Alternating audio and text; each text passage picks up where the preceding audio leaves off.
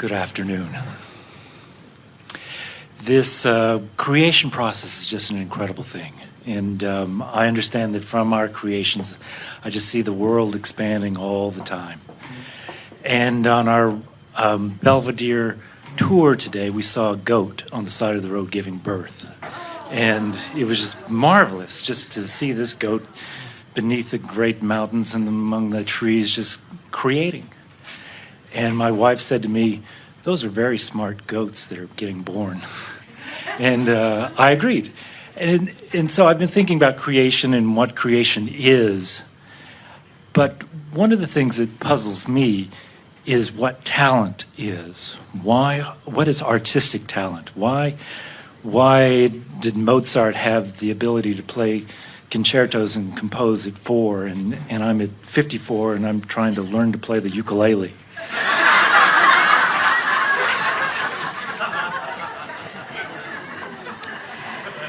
Well, first you have to accept that you did not begin at that moment of what you call physical birth. And that in the same way that now you are reaching from your current place of awareness for something more, that you have been reaching for some time. In other words, the consciousness that is you and the intentionality that is you did not begin just now. So then the question is, does that mean that there were intentions that we held prior to our emergence? And we say, yes. And sometimes they are specifically focused. In other words, you could, in this physical life experience, find such satisfaction in something that you've accomplished that you set forth the intention to experience it in its fullness again and again and again. And so you come forth intending to express because there is more satisfaction that you're wanting to achieve from that. For the most part, as you make your intention to come forth, you know that the contrast, you trust that the contrast will be significant enough that it will evoke from you enough to sustain your continually unfolding pleasant journey. But so you're just saying, give it time and I'll learn how to play? We are saying, probably not. Because the desire was not focused within you as you came, and your life has not caused you to significantly ask for it now. Mm-hmm. Not in that way. In other words, if you're making a Beethoven comparison, it's not there. Right. Okay. Another question I have is kind of about the same thing.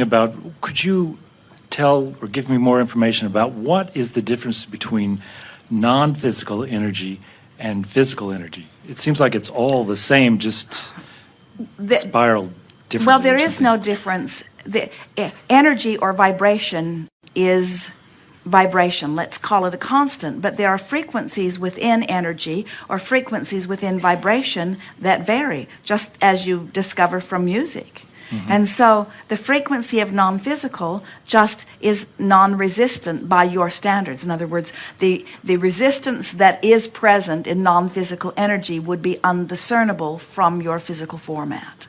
Let's put it that way. There is contrast in everything, but the contrast in the vortex is non-discernible. Okay. From your physical format. Now, the intention that Mozart had when Mozart was in non-physical, was it that intention that created that birth of Mozart, or what's going on there? Do ideas get born in non-physical and then poof, it becomes physical? Is that the... Well, it's not an easy thing to find a new thought, because creation has been expanding for a very long time. And you have to remember that, so just starting with an explanation point for you, we say you were source energy, and a part of that came forth into this body, and the source energy part of you still remains. And in this body, you explore and identify more that you want to become, and the source energy part of you becomes it.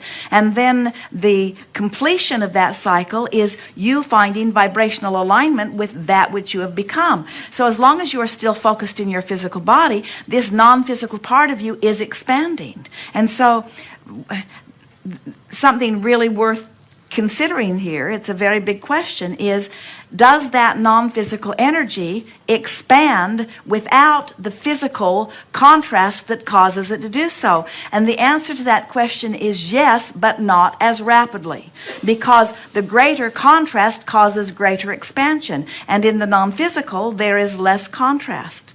It's more focusing upon what is. These words are not completely accurate because there's not a way to find physical description of this, but here, this is pretty close. Non-physical energy has become the culmination that the contrast expanded, and non-physical expends its focus in maintaining the expansion that has been achieved. Did you get that? Yes. Oh, so one more time. Yeah. You, in your physical form, who are extensions of source energy, said, the part I would like to play now in this creative process is, I will be a pioneer who explores the greater frontiers of vibration.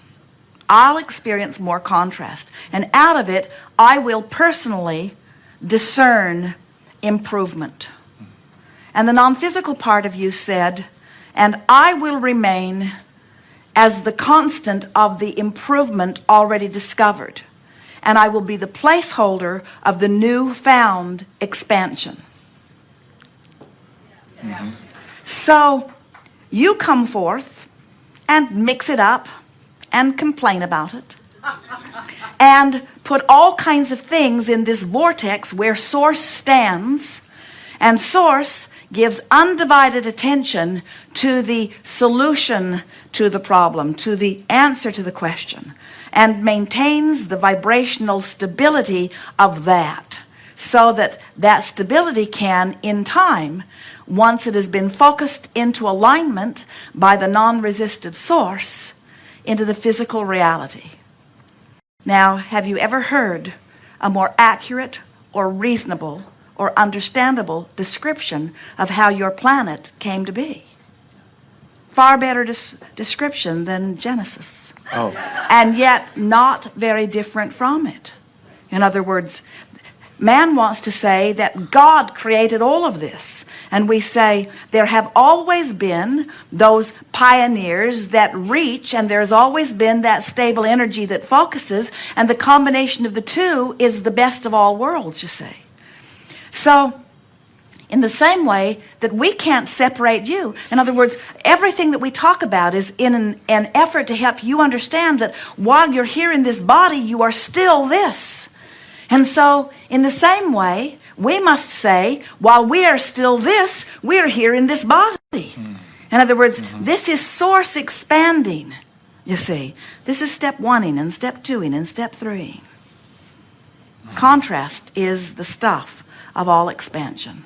And focus is the stuff that allows the thought to become manifested reality.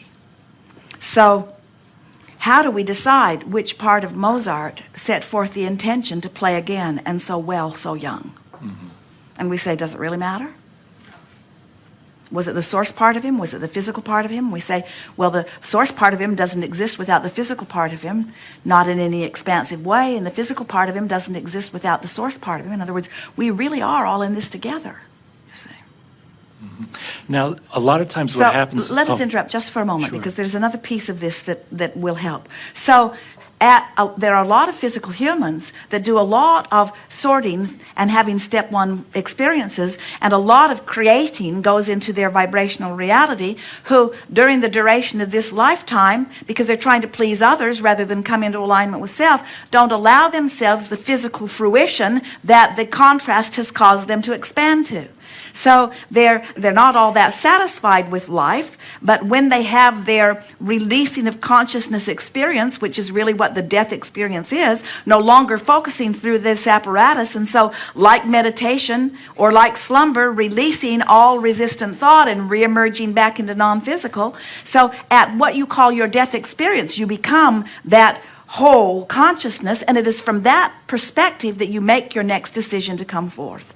So there is unquestioningly a continuity of the you who continues to come forth. So it's possible that you could pick things up along the physical trail in one life experience that you would intend to relive in more dramatic experience in the next. In fact, it's always the case in the sense that you keep wanting to come back and continue to create in this earth environment to which you are so tied, you see. It is so satisfying to continue the expansion. Yes. One other thing, these people that come in with great talent, or at least what we perceive and we attribute as great talent, We would call it focus. Focus doesn't necessarily make them happier, because there's a lot of people that have had this wonderful ability to express themselves, but we've all seen that they've been tortured or they weren't happy people. They are happy in the moment of the alignment, and that is when the talent that you are describing is present. But so let us just put it in the context of the vortex. From inside the vortex, their talent becomes apparent, but that doesn't mean that they are always inside the vortex. And you're discovering this about yourselves. The more time you deliberately spend inside the vortex, the more miserable you are anytime you're out there. Esther has said to us, Abraham, I'm sure I've been outside the vortex a lot during my life, and I'm a little bothered that now it is more unpleasant. Because the more you are in, and in other words, the more you consciously acknowledge your ability, it's like any expectation. Once you've established the expectation, you must achieve it in order to maintain your balance. Yes? Right. Enough? Enough. Thank you. Very good. Thank you.